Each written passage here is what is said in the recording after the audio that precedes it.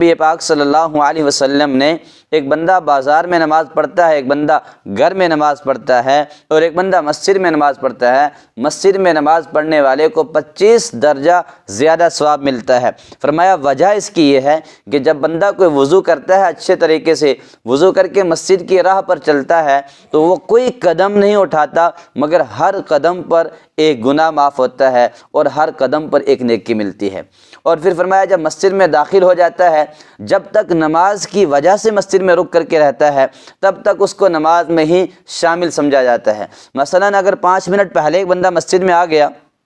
ابھی نماز کو 5 منٹ ہیں، یہ نماز کے انتظار میں بیٹھا ہوا ہے، تو ثواب کون سا مل رہا ہے؟ گویا کہ نماز ہی پڑھ رہا ہے۔ اور اگر ایک نماز کے بعد دوسری نماز کے انتظار میں مسجد میں بیٹھا ہوا ہے تو جب تک یہ نماز پڑھنے کی نیت سے ہی، نماز پڑھنے کے ارادے سے ہی مسجد میں بیٹھا ہوا ہے، تب تک اس کو نماز کے اندر ہونے کا ثواب ملتا رہے گا، اور تب فرشتے بھی اس کے لیے دعا کرتے رہیں گے، اللہ تعالیٰ اس کے اوپر رحم فرما، اللہ تعالیٰ اس کے لیے بخشش فرما، یہ نماز کے انتظار کے لیے مسجد میں بیٹھا ہوا ہے۔ آخر نبی پاک صلی اللہ علیہ وسلم نے جماعت کی نماز کو اتنی اہمیت دی کیوں؟ ایک مرتبہ حضرت بلال حبشی رضی اللہ تعالی عنہ سے فرمایا، بلال میرا دل چاہتا ہے کہ میں لکڑیاں جمع کروں اور پھر آپ میری جگہ نماز پڑھائیں اور میں چلا جاؤں، جو لوگ اذان کی آواز سن کر کے مسجد میں نہیں آتے ان کو ان کے گھروں کے اندر ہی جلا دوں۔ پھر میں یہ سمجھتا ہوں کہ گھروں کے اندر تو مستورات بھی ہیں، عورتیں بھی ہیں اور بچے بھی ہیں جن کے اوپر نماز ابھی فرض نہیں ہے، اور ان بچوں اور ان عورتوں کی وجہ سے وہ بڑے حضرات جو نماز پڑھنا نہیں آتے ہیں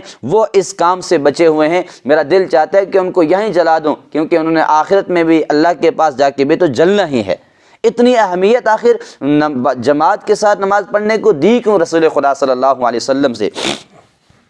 ہم تو یہی سمجھتے ہیں کہ مسجد کے اور بڑے لوازمات ہیں، چندہ کرنا ہے، مسجد بنانی ہے، ایک امام صاحب رکھنے ہیں، ایک اس کے پریزیڈنٹ ہیں، چند کمیٹی کے ممبر ہوں گے، تو بس یہی مسجد کی ڈیفینیشن اور یہی مسجد کی تعریف ہمارے سامنے رہ گئی ہے۔ رسول خدا صلی اللہ علیہ وسلم نے فرمایا جماعت کے ساتھ نماز اس لیے پڑھنی ہے تاکہ تم جب صفوں میں کھڑے ہو نا اور ایک دوسرے کے ساتھ کندھے سے کندھا ملا کر کے کھڑے ہو جاؤ۔ کندھے سے کندھا ملا کر کے کیوں کھڑے ہو جائیں؟ فرمایا تاکہ تمہارے دل آپس میں مل جائیں، اور پھر نماز جماعت کے ساتھ پڑھنے کا ایک یہ فائدہ رسول خدا صلی اللہ علیہ وسلم نے فرمایا کہ جب ایک بندہ پڑوسی اور محلے کا فجر کی نماز جماعت کے ساتھ پڑھتا تھا، ظہر بھی پڑھتا تھا، عصر بھی پڑھتا تھا، آج اگر وہ فجر میں بھی غیر حاضر ہے، ظہر میں بھی غیر حاضر ہے، تو مسجد والوں کو چاہیے کہ عصر میں اس کے گھر چلے جاؤ، اگر بیمار ہے تو تعزیت کرو، اگر کوئی پریشانی ہے تو فرماؤ گھبرانا نہیں، ہم محمد مصطفیٰ صلی اللہ علیہ وسلم کے سپاہی تیرے ساتھ کھڑے ہیں، تو ہمارا بھائی، ہم تیرے ساتھ تیرے تعاون کے لیے تیری ہر مشکل میں کھڑے ہیں۔ مسجد کا یہ مقصد ہے، مسجد ایک اجتماع کا ذریعہ ہے،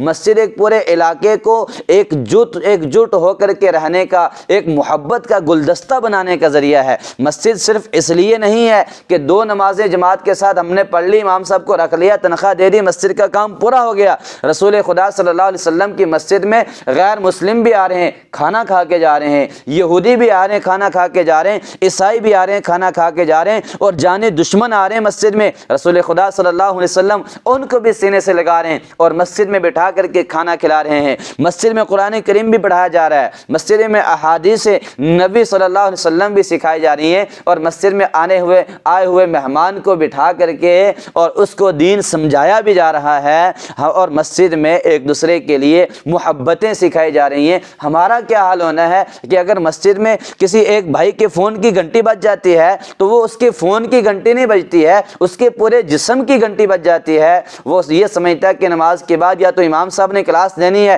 یا مقتدیوں نے لینی ہے، اور کوئی لے یا نہ لے، لیکن مسجد کا جس کو پردھان بنایا ہوا ہے اس کا تو اس کو ڈر لگ ہی جاتا ہے۔ لیکن اللہ کا شکر ہے ہمارے یہاں یہ حالات نہیں ہے، میں عام بات کر رہا ہوں، ہمارے یہاں تو وہی پریزیڈنٹ ہے مسجد کا جو نماز پڑھتا ہے، وہ سارے پریزیڈنٹ ہیں، وہ سارے انتظامیہ میں شامل ہیں جو مسجد کے ڈسپلن کو برقرار رکھ کر کے نماز پڑھتے ہیں۔ لیکن اللہ کے بندو، جب کسی کے فون کی گھنٹی بجے تو رسول خدا صلی اللہ علیہ وسلم نے ہمیں یہ بھی تو سمجھایا کہ دل میں یہ سوچا کرو کہ اللہ کرے یہ گھنٹی خیر کی ہو، اللہ کرے یہ اچھی خبر ہو، یہ اس کو کوئی بری خبر سنانے کے لیے گھنٹی اس کی نہ بج رہی ہو۔ تو مسجد کا مقصد آج کے درس حدیث میں یہ بیان ہوا کہ نبی پاک صلی اللہ علیہ وسلم نے مسجد میں آ کر کے نماز پڑھنا اس لیے سکھایا تاکہ ہمارے دل آپس میں جڑ جائیں۔ یہ اس لیے نہیں سکھایا کہ دائیں جانب کون کھڑا ہمیں پتہ ہی نہیں، بائیں جانب کون کھڑا ہے ہمیں پتہ نہیں ہے، یا ہم اس کے ساتھ بات نہیں کرتے، جانتے نہیں ہیں۔ فرمایا اس لیے مسجد میں آنا نہیں ہے، مسجد میں اس لیے آنا ہے تاکہ تمہارے دل مضبوط ہو جائیں، آپس میں جڑ کر کے محبت، اتفاق، اتحاد اور الفت اور پیار کے ساتھ جیو۔ اس لیے مسجد بنائی گئی، اس لیے مسجد میں جماعت کی اتنی بڑی اہمیت بیان کی گئی۔ سبحان اللہ و بحمدہ، سبحانک اللہم و بحمدک۔